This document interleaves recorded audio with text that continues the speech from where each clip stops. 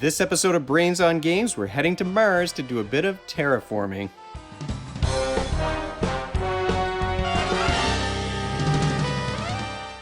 Welcome to Brains on Games. I'm Dr. Brian McDonald, and this episode we're going to talk about a game that was sent to me not too long ago by the folks over at Stronghold Games. And it is a game with the theme of traveling to Mars to do some terraforming. In fact, that's the name of the game. It is a card game and board game called Terraforming Mars Ares Expedition. Now, this is a game that works for 1 to 4 players, and you can play it with kids age 14 and over, it says on the box, but I think younger kids, 12 and up, can probably get the hang of this game. They might have some trouble with some of the more advanced stuff, but for the most part, I think they could play this one. 45 to 60 minutes is the playtime. Now, Ares Expedition of Terraforming Mars is sort of a spin-off from a larger, more complex board game called Terraforming Mars. Now, there are a bunch of expansions for Terraforming Mars, but it is quite a bit more complicated than Ares Expedition. The original Terraforming Mars was a 2-hour game minimum, and there were a lot of other things going on, but Ares Expedition pares things down and really keeps the focus on an engine building mechanic. Let's take a look at Terraforming Mars. Now, this is, like I said, it's a little less complicated than the original game. So the Terraforming Mars Ares Expedition is about medium weight in its complexity, where the original game was medium to heavy. Everything does fit in the box and closes up completely. And when you open it up, what you're going to see are, well, the rules first, maybe. There are some player boards underneath the rules. We've got the main game board that'll go in the center of the table, the individual player boards as well, and then all the tokens and cards and everything else I've put here in baggies. Now, a bunch of baggies did come with the game. I did add some extra ones. One of the things you'll notice right away is that there's plenty of extra space in the box for additional cards. There's certainly room to sleeve these ones. And one of the things that I really, really like about this game compared to some other similar kinds of games that I've played recently is that this one has dividers for the different card types that came in the box. Now, Smash Up does that, but Marvel Champions does not have dividers, which is crazy to me. The insert will support dividers, but there aren't any official dividers that fit. And certainly that is one reason why that game doesn't get pulled out as much, because everything has to be sorted out in order to play the game. This one, Ares Expedition, is very organized and easy to get into, and we're going to talk about that in just a moment. Like I said, Terraforming Mars Ares Expedition is a medium weight strategy game where what you're trying to do is be the player with the most victory points once the oxygen and the temperature and the ocean tiles all reach their maximum. So you're trying to flip over these tiles on Mars so that their ocean sides are facing up, and you'll get a bonus of some kind. These are randomized tiles. There's 9 of them on the board. You'll get some kind of bonus for doing that, and you're trying to raise the temperature and increase the oxygen levels on the planet. And it is kind of a hard science fiction theme, which I found really interesting, because the cards in here, you might find yourself thinking, well, why would that raise the temperature or the oxygen, or why would that lead to more water being out in the open on this planet? You'll earn victory points in this game, so you want to have the most victory points at the end of the game when all of these counters are at their maximum and all the ocean tiles are flipped. You earn those victory points through the cards that you play into your engine, through terraforming actions, so you'll get some victory points when you increase the temperature or the oxygen, or when you flip those ocean tiles as well. Each player in Terraforming Mars is going to represent a different corporation that's trying to terraform the planet. And the corporation cards that you'll start the game with, so each player will be dealt one of these things, they give each player a different power. So there are asymmetric player abilities in this game. Each player in this game is going to start with 8 cards, and you've got a maximum hand size of 10. So at the end of your turn, you're going to be discarding down to those 10 cards if you've got more than that. And the cards give you some resources often, so you might earn some mega credits, or be able to generate heat, or grow some plants on the planet. And they also might give you some other action that you can take. Sometimes you might be placing microbes or animals on the planet as well. One thing that I liked about the game is that you can also discard cards for mega credits if you're trying to play them. So when you look at the cards in the game, I'll put a couple here on the board. You've got really 3 different kinds that you're going to be playing into your engine. There are these green cards, and that's going to produce some sort of resource. There are blue ones that will give you some kind of action that you can take on your turn during the action phase. And there are red ones that give you some immediate bonus, but usually there's nothing that's lasting from those cards. You might get to draw an extra card or gain some extra resources from playing those red cards. The cards have tags on the side that might allow them to interact with other cards that you play in the engine. So there's these 3 circles that might have some symbols inside of them. Up here on the top left is the cost in mega credits that you need to play that card. Sometimes you might have to spend a victory point. Sometimes you might have to have a certain level of heat or a certain level of oxygen in order to play a card. You can't have plants, for example, until the planet is warmed up a little bit. So most of the plant cards might require a certain level of heat, or there are animals that require you to have the oxygen at a certain level as well. You'll be playing those 3 different kinds of cards in front of you into your engine, and they do interact. You can make some, there's so many cards, and every game we found some cool combination as we built up our engine. So at the beginning of the game, you're sort of playing cards and spending that cash, and then gradually you're going to start to earn some resources and some victory points. The player boards are really great for keeping track of those resources. So you've got these cubes that you'll play onto the board. The gold ones are worth 10 and silver are worth 5, and these coppers at the bottom are worth 1. And you'll play those as you earn the resources. They get played into these different squares on your board. So here I've got 10 mega credits and 2 heat. Maybe I'll give myself 5 plants. These cubes on the edges of your board keep track of how many of those resources you'll earn each turn. So if I play a card into my engine that's going to give me, like this one will give me a plant whenever I produce, I'll move that up like this so that I don't have to look through all of my cards to count each turn how many of these resources I'm going to earn. There are 10, 20s, and 30s on the side. By the end of the game, you might be earning a whole pile of those resources on your turn, and you might be earning mega credits. You might be allowed to draw more cards, the heat and the plants, as we've already talked about. Down here at the bottom, you've got cards that might earn you some bonuses. They're called steel or titanium, and what those do is reduce the cost of certain other cards that have those tags on them. Terraforming Mars is an engine building game. Like I said, you'll play those cards in front of you, and that's going to allow your actions on your turn to be more and more powerful as your engine builds up. And cards combine in lots of different exciting and interesting ways. Obviously, there are a ton of bits that come in this game. You've got the cubes that represent all of the resources, and these aren't even all the cubes that came in the box. I just pulled out a few so you could see what they look like. There's a giant stack of these project cards that you're going to be drawing, and often you'll have to put them into 2 stacks because there's so many of them, but they do allow lots of awesome combinations. I always look for good ways to organize bits when I'm playing these games to make it easier for the players to grab them or to make it easier to keep track of the things that you have in front of you.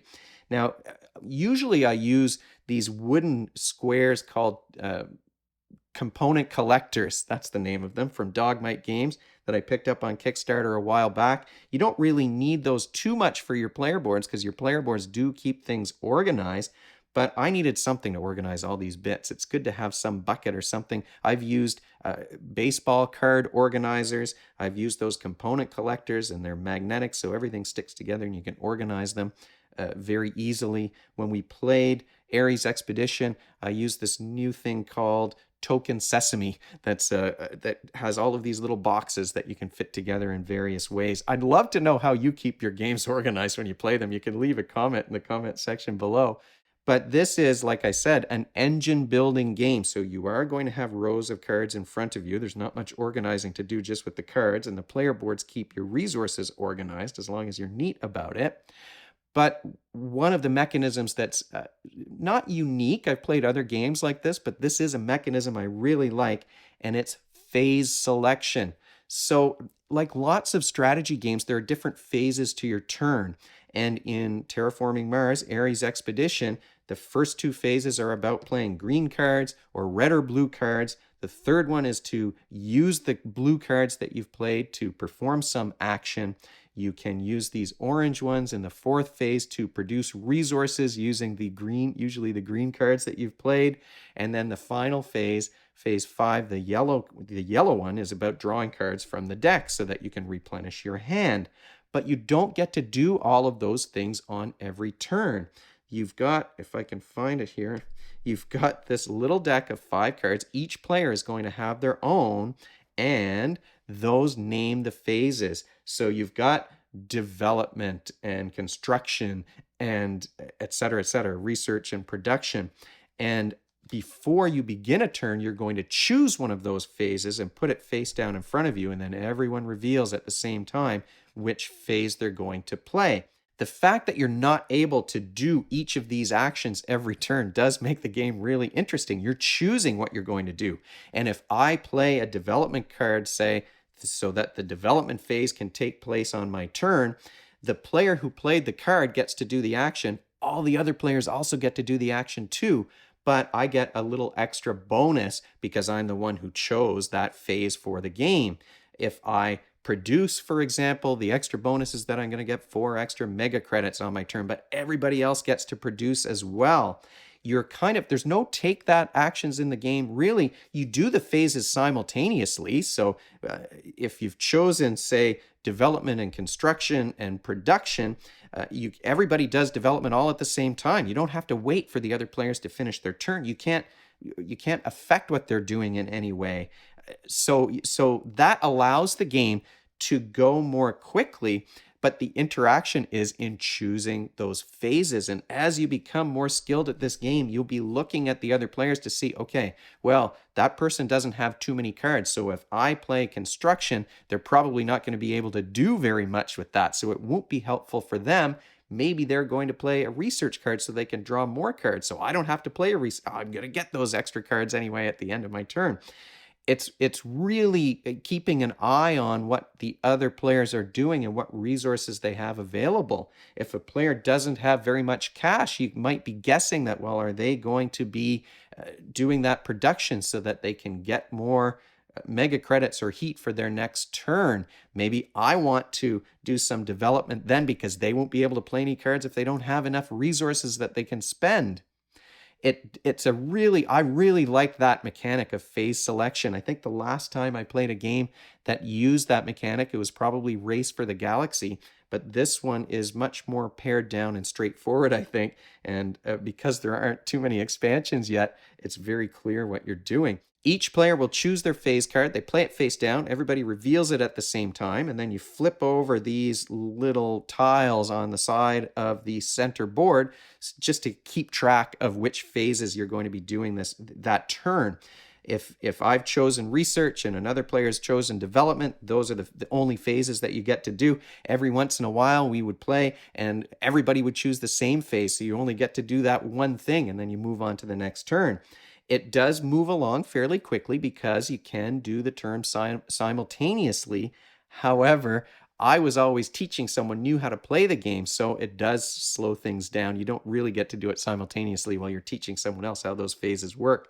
So the game really started to ramp up and go more quickly as the engines built up and each player kind of got used to what each of the phases meant. So you've got those asymmetric player abilities based on the corporation cards. You've got phase selection and engine building. Also, you've got lots of resource management. You've got these different resources that you're building up, the mega credits and the plants and the heat. Plus, you can spend your cards for additional mega credits in order to play things into your engine. So there's a lot of resource management, but it is very clear what you're doing. And because you can't interact with the other players' engines, you're focused really on building up your own. And the cards are so cool in terms of the interactions that happen between them. What skills are you working on or practicing when you're playing Terraforming Mars Ares Expedition? Well, of course, you're planning, you're budgeting and managing resources, you're trying to tackle things in an organized way. Those are all good examples of executive functioning skills. Those are the abilities that you need to work towards a goal. You're Also, you're paying attention to the other player's resources. So because you're doing that phase selection, you're trying to figure out what the other players might play or what they're trying to do. You're juggling some information in memory as well. So you get that working memory. That's one of the executive functioning skills. Another skill that you don't necessarily see in every game, and maybe this isn't the most fun thing to practice, but you don't really notice that you're doing it, is you're keeping your player boards organized. So one executive function is the organization of materials, making sure that you've got your stuff together in a way that you're going to be able to work with it. As you build your engine, you're keeping track of the cards, the number of resources that you're going to get, and you're moving these tokens around. You have to make sure that your resources stay in the right rectangles. If you bump into them, you have to sort everything out again. So it's not just tackling your working towards your goal in an organized way. You're also keeping your things organized in front of you, and that's not a skill that's practiced by every single game. But I will say none of the players really noticed that that was something that they had to do. You just saw them working and counting and moving their tokens around and making sure that it was going to be easy for them to track things. Final thoughts about Terraforming Mars Ares Expedition. First of all, this is a theme that I love.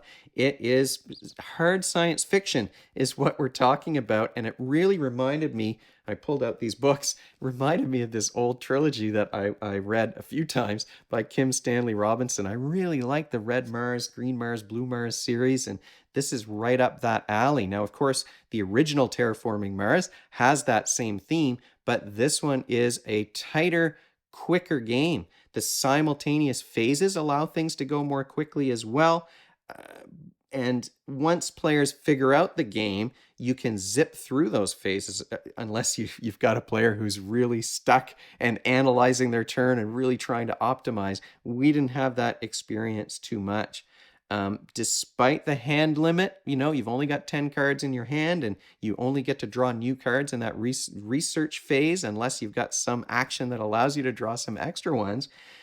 You can really create some cool combinations. The cards are unique and they interact in lots of different ways. So that was another piece that I really liked, whether you're reducing the cost of other cards or I had a really neat thing happening in one of the games that I played where I had a card that would allow me to add microbes. Microbes were going to give me some extra victory points, but each time I added a microbe, I also got to add a counter to another card, and removing a counter from that card would allow me to draw an extra card. So it really, like, I was pulling cards constantly while earning victory points at the same time. So you've got these fun interactions, and even though, you've got this giant deck, and so the cards that you're going to be drawing are pretty random, you can still create some cool effects as you're playing through the game. There is no take that. You can do the simultaneous turns because you can't really affect the other player's turn. So that is something that is might be a deal breaker for some.